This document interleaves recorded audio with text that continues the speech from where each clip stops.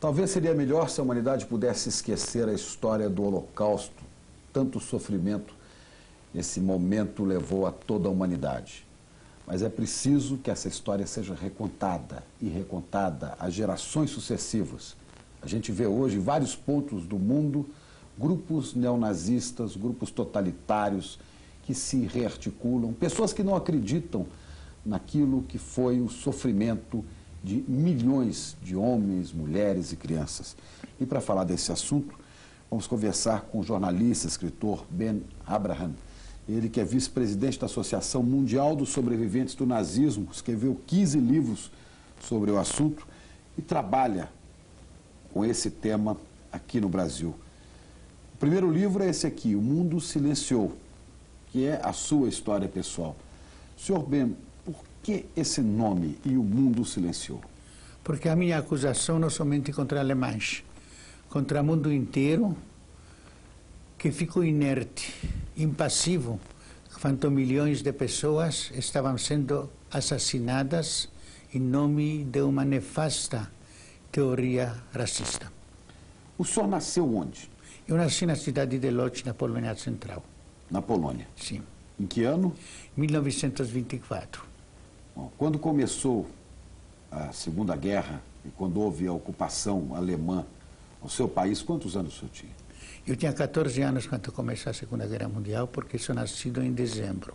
E a guerra começou em setembro. Como começou esse grande pesadelo na sua vida?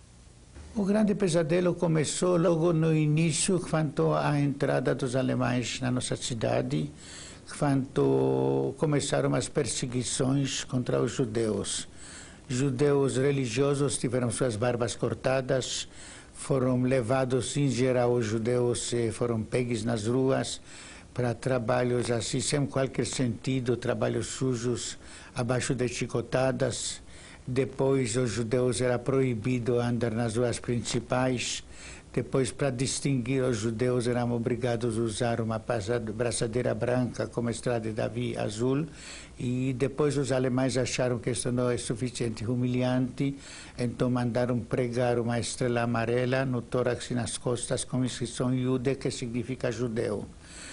Mais tarde já foi instituído um gueto num bairro mais miserável da cidade, onde os judeus foram aglomerados, várias famílias vivendo nas condições subhumanas, num cubículo só, sem qualquer condições de higiene, com parcas rações que chegavam a 200 calorias por dia, morrendo naquela época, no primeiro inverno, que foi muito rigoroso naquela época, na Polônia, que morreram mais que 20 mil pessoas, 262 mil que foram lá encarcerados, e seus corpos foram levados pelos familiares, deixados nas ruas e recolhidos por carrinhos que circulavam para recolher os defuntos e etc. Isso dentro da sua cidade, no gueto? Isso dentro da nossa cidade, do gueto de Lodz. Nesse gueto, para esse gueto foram levados o senhor, seu pai, sua mãe e os seus avós juntos? Não, lá foram levados todos os judeus da nossa cidade. Mas, sem qualquer discriminação, sem qualquer critério, foram encarcerados todos os judeus. Aos judeus era proibido morar no perímetro fora do gueto de Lodz. E o senhor foi depois para um campo de concentração, né? Não, no gueto eu fiquei até agosto de 1944, quando, com a aproximação das forças soviéticas, o gueto foi evacuado e nós fomos levados a Auschwitz. Chegando em Auschwitz, nós passamos pela seleção, no meu caso, na seleção perante uma comissão médica, em aspas, no meu caso, encabeçada pelo próprio Mengele, que só mexendo o dedo à esquerda ou direita, enviava as pessoas ou para câmaras de gás ou para trabalhos forçados. O senhor diz aqui no livro que foi praticamente um milagre o senhor ter sobrevivido ao Holocausto. Por quê? Olha, cada sobrevivente do Holocausto sobreviveu por milagre.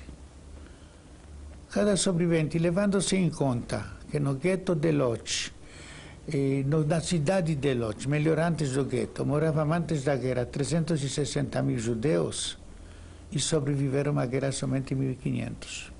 De 360 mil na sua cidade, sobreviveram 15 mil. E morreram todos no gueto? Outros, ou no gueto, ou nos campos, ou foram fuzilados. Isso depende, isso é uma proporção praticamente de 0,5%. Voltando a Auschwitz, ao campo de concentração, como é que o senhor conseguiu sair de lá? Auschwitz foi para nós um campo transitório. Nós chegamos a Auschwitz, onde nós esperávamos para compradores das fábricas alemãs, que depois, conversando com os prisioneiros sobre seu ofício, sobre suas qualificações, sobre sua saúde, escolhíamos prisioneiros, levando-os às suas fábricas na Alemanha. Inclusive fábricas com renome internacional como da hoje, como IG Farbengesellschaft, Siemens, Krupp, etc., etc. E Volkswagen, inclusive, também leváramos para suas fábricas, onde as pessoas executavam os trabalhos escravos. O senhor foi trabalhar numa fábrica dessas? Eu trabalhei, porque ao lado de cada fábrica, quero aqui salientar, não que a gente trabalhava na fábrica, ao lado de cada fábrica era montado um pequeno campo de concentração. E a gente só saía para ir para a fábrica e voltava, recebendo uma parca ração e trabalhando quanto forças permitiam. Quanto forças não permitiam mais, as pessoas eram mandadas para extermínio. E eu trabalho nessa fábrica, executando trabalho como mecânico na fábrica Bissing, dos caminhões pesados, em Brunswick, na Alemanha. E a gente trabalhava lá 10, 12 horas por dia, 7 dias por semana, com parcas rações, e assim a gente passou. Para você ter uma ideia, quando a guerra terminou, eu pesava 28 quilos, tuberculose dupla, escorbuto, disenteria com sangue, mas sobrevivi. Pode ser que por causa da promessa que eu fiz no campo, que quando Deus permita-me sobreviver, vou contar ao mundo, pode ser que isto foi praticamente por causa disso Deus permitiu-me sobreviver à guerra. E estou cumprindo a minha promessa que eu fiz naquela época, pois pessoas mais fortes que eu, mais inteligentes como eu e mais devotos como eu não conseguiram sobreviver à guerra. E como é que o senhor veio parar aqui no Brasil? O senhor chegou em que ano? Olha, eu como criança, como criança que tinha 3, 4 anos, quem sabe 5 anos, a conversa do meu pai com seus amigos, que ele contava que ele tem aqui um tio, que eu nunca cheguei, nem procurei, nem sei quem ele era, e que mora no Brasil e que escreve que aqui é um povo bondoso, um povo bom. Aqui não há antissemitismo que era na Polônia, aqui a gente está livre. E pode ser que isso foi gravado na minha memória, por causa disso eu escolhi o Brasil, eu cheguei ao Brasil, casei aqui, formei uma família, tenho filhos brasileiros, tenho netos brasileiros, naturalizei-me brasileiro logo de início e não estou arrependida absolutamente nada. Eu amo esta terra, amo esse povo e estou vivendo aqui, naturalizei-me brasileiro, sou cidadão de várias capitais, cidades e estados do Brasil, e eu acho muito solidariedade, acho o povo brasileiro bacana mesmo, conforme outros povos. Que ano que o senhor veio ao Brasil? Em que ano? Eu cheguei ao Brasil no dia 21 de janeiro de 1955. 55. Antes disso o senhor ficou... Eu fiquei nos hospitais sarando das doenças, depois eu fiquei um tempo também em Israel, que eu cheguei lá com uma imigração ilegal, aliás, cheguei lá, fiquei um tempo aqui, cheguei ao Brasil para conhecer esse país, mas fora que conhecer o país, eu conheci a minha esposa. Veio direto para São Paulo? A gente casou direto a São Paulo, Santos e depois para São Paulo. A gente casou, formou família e a gente vive aqui. O senhor, quando chegou aqui, o senhor teve logo trabalho, teve condição de se desenvolver aqui? Não, quando eu cheguei ao Brasil, São Paulo, com direto? mais um sócio, nós abrimos uma pequena oficina onde começamos a montar móveis. Depois a oficina passou para ser pequena fábrica, depois a fábrica maior. se desenvolvendo e... O que o senhor tem a dizer para essas pessoas que hoje não acreditam que o Holocausto tenha acontecido? Olha, para esses que acham que o Holocausto não existiu, basta ir à Polônia ou até a Alemanha, visitar os campos de Dachau. Mas há muitos europeus que já estiveram e acham que isso não existe. Não pode achar, porque se eu, por exemplo, visitar Maidan, campo Maidan, que era campo de extermínio e campo de concentração, e só vai ver esses fornos de crematórios, ainda com esqueletos humanos dentro, com cinzas ao lado deles. Ah, essas imagens de filmes? Aqui não é imagem de filme, ele vai ver em foco. Ele vai ver uma montanha lá de cinzas, junto com ossos moídos, porque os alemães aproveitavam tudo, inclusive após a cremação, moíam ossos e junto com cinzas e sacavam e levaram à Alemanha como fertilizante. E vai ver essa enorme montanha sobre a qual foi erguido um mausoléu. Vai a Auschwitz, onde vai ver vitrines, uma vitrine cheia de muletas, outra vitrine cheia de dentaduras, outra vitrine cheia de sapatinhos de criança, outra com óculos, etc., etc. Outra com os recipientes de gás ciclônico que os alemães usavam para matar as pessoas. Que ela vai ver tudo isso em foco, ela não pode dizer que não existiu. Como ela pode dizer que existiu? Que os próprios alemães assumiram a culpa, inclusive recentemente estão fazendo um fundo de 10 bilhões de marcos, cerca de 4,8 bilhões de dólares, para trabalhadores escravos que trabalhavam na Alemanha. Os alemães mesmos, o governo alemão, desde Adenauer, está assumindo a culpa. Mas como pode dizer que são certas pessoas? As são praticamente maldosas, ou nazistas da velha guarda, com saudade, com nostalgia dos tempos de Hitler, ou os jovens que sempre foram rebeldes, que eles sempre são contra, eles têm aqui uma organização, assim, que eles podem descarregar seus instintos contra... Saiu agora, recente, um livro polêmico, sim, não é, sobre a omissão do líder da Igreja Católica, do Papa Pio XII, na época do nazismo. Como é que foi, como é que o senhor viu esse episódio? Como é que foi o seu relacionamento durante todo esse tempo, durante o Holocausto e depois do Holocausto, com os cristãos?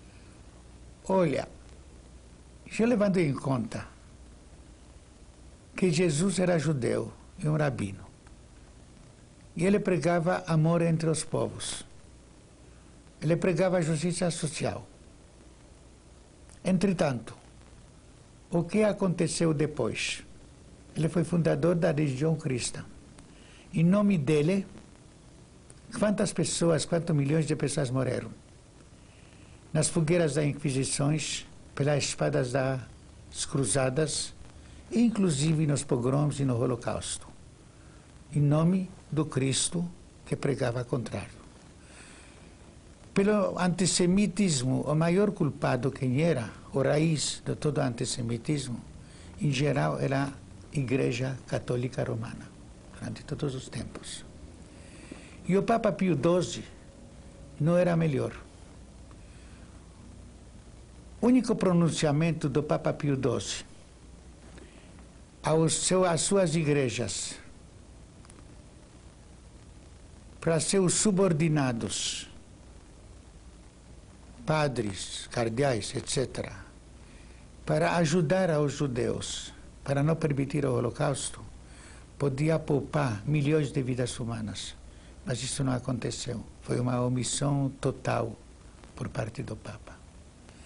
E aqui podemos destacar, de outro lado, os papas João XXIII e atual Papa João Paulo II, que eles estão fazendo tudo para reparar todas as injustiças que foram cometidas pela Igreja. Reparar uma coisa que não tem reparação, porque as vidas perdidas e vidas que aconteceu e os mortos não vão ressuscitar. Muitas vezes estou perguntando, ou eu perdoaria depois do pronunciamento do Papa atual. Eu reconheço o pronunciamento do Papa como positivo. Mas quem sou eu para perdoar? Como eu podia enfrentar essas milhões de pessoas que morreram? O senhor não pode falar por essas pessoas. Eu não posso falar com essas pessoas, eu não posso perdoar. A quem cabe perdoar a estes. Aqui não existe perdão. Reconhecimento, sim. O sofrimento que o senhor sentiu, sim, o senhor perdoa a omissão da Igreja Católica? Não, meu sofrimento, o meu sofrimento é um sofrimento que faz parte do sofrimento coletivo. E da família. Porque eu não posso perdoar que eu for ser dado como exemplo que eu perdoei. Eu posso reconhecer a boa vontade da Igreja atual, do Papa atual. Mas perdoar, eu não tenho direito para perdoar. Agora, naquele momento, o senhor encontrou também cristãos ou até membros da Igreja Católica vítimas do nazismo? Olha, eu estou trabalhando muito com assim denominados triângulos roxos. Quem foram os triângulos roxos?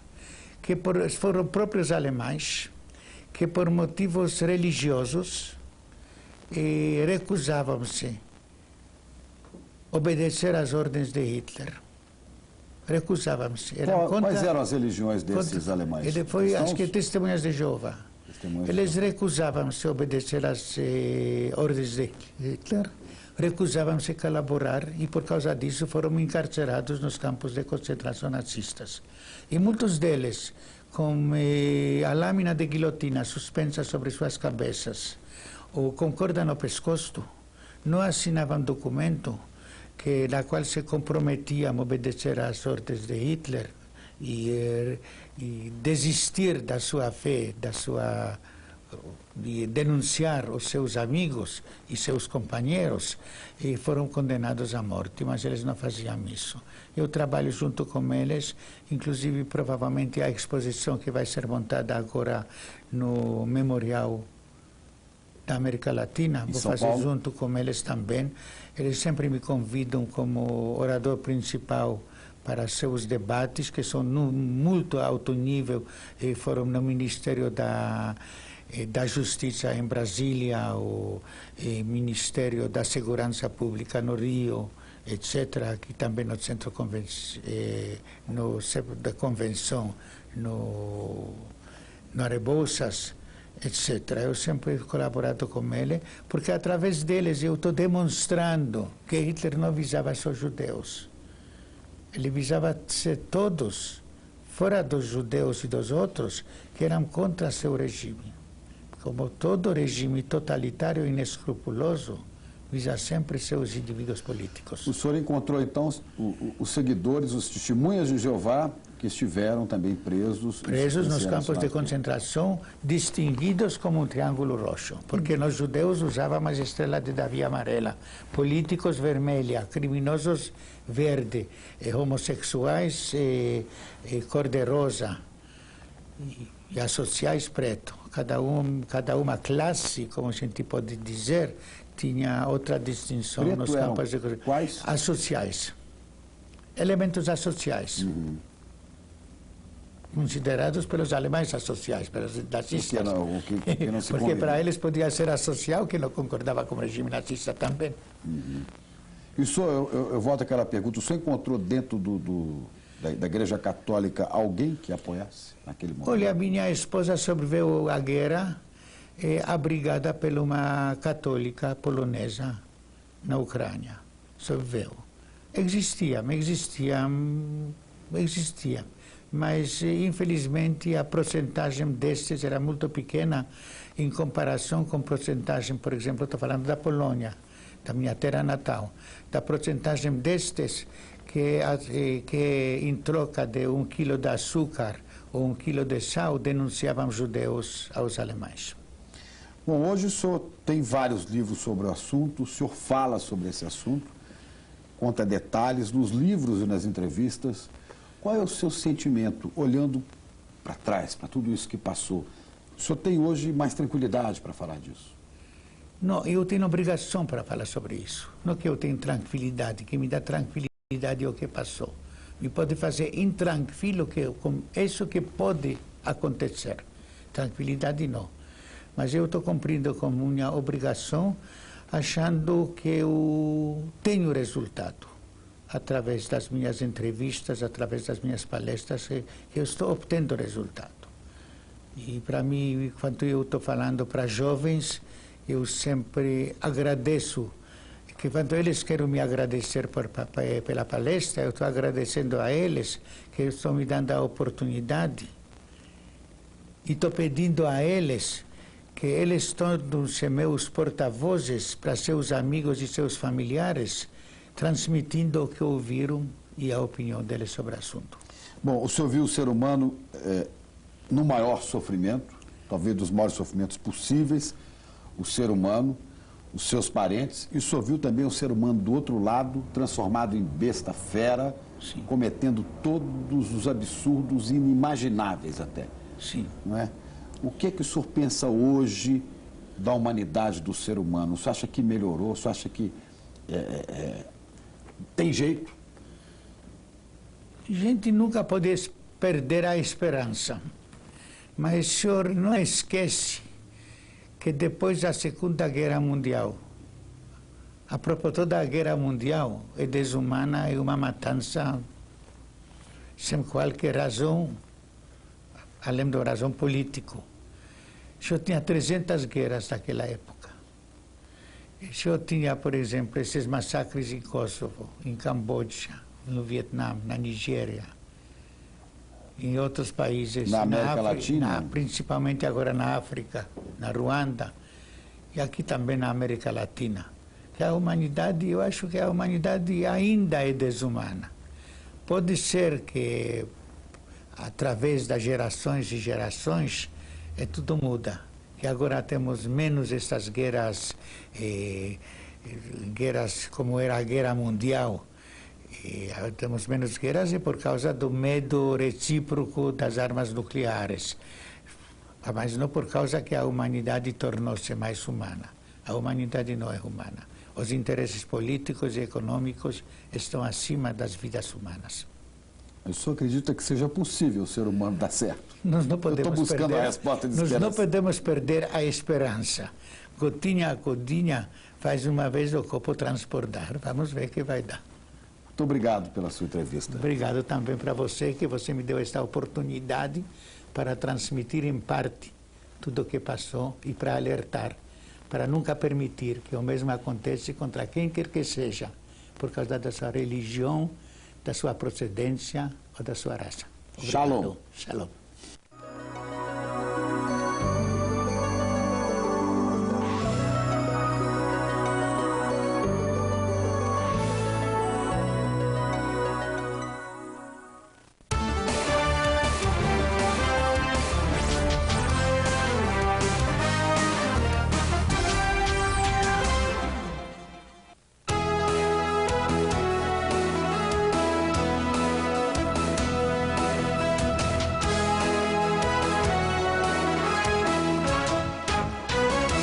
O governo estuda a revisão do Programa Nacional de Habitação. A Caixa Federal dobra os investimentos na habitação este ano. E em nosso espaço aberto, nós vamos discutir as políticas habitacionais do país, que entra no século XX com um pesado déficit de moradias estimado em quase 6 milhões de unidades. Nosso convidado, o especialista Zé Cortines, que é o diretor de desenvolvimento urbano da Caixa Econômica Federal. É importante destacar que, ao longo desses 30 anos do sistema, nós nunca conseguimos atingir como estamos atingindo hoje as famílias de mais baixa renda. E desse total que vai ser financiado esse ano, certamente bem mais de 50% vai ser para a habitação popular. Espaço Aberto com Joelmir Betting, neste domingo, 9h30 da noite. Eu sou William Vac, do Globo News Painel. Temos finalmente boas notícias para quem tem e para quem está procurando emprego?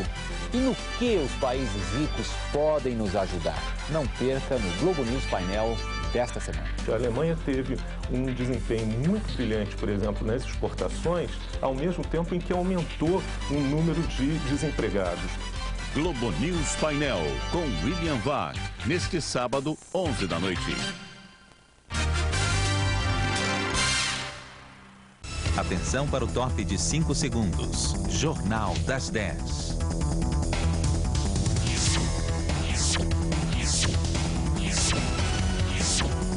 United Airlines, a maior companhia aérea do mundo. Quando você sonha acordado, para onde a sua imaginação leva você? Quando você se perde em pensamentos, onde você vai parar? Com o Mileage Plus da United, você ganha milhas mais rápido do que em qualquer outra companhia aérea do mundo. Assim, mais cedo do que você imagina, seu corpo vai encontrar sua mente. E aí sim, vai ser realmente inesquecível. United. A vida é uma viagem. Aproveite. Jornal das 10. Apoio Fiat Marea. Impecável. País Amigo Intelig. Descontos nas ligações internacionais para o país que você escolher. Unibanco. Unibanco e internet. Um grande casal. E América Online. Assim fica fácil.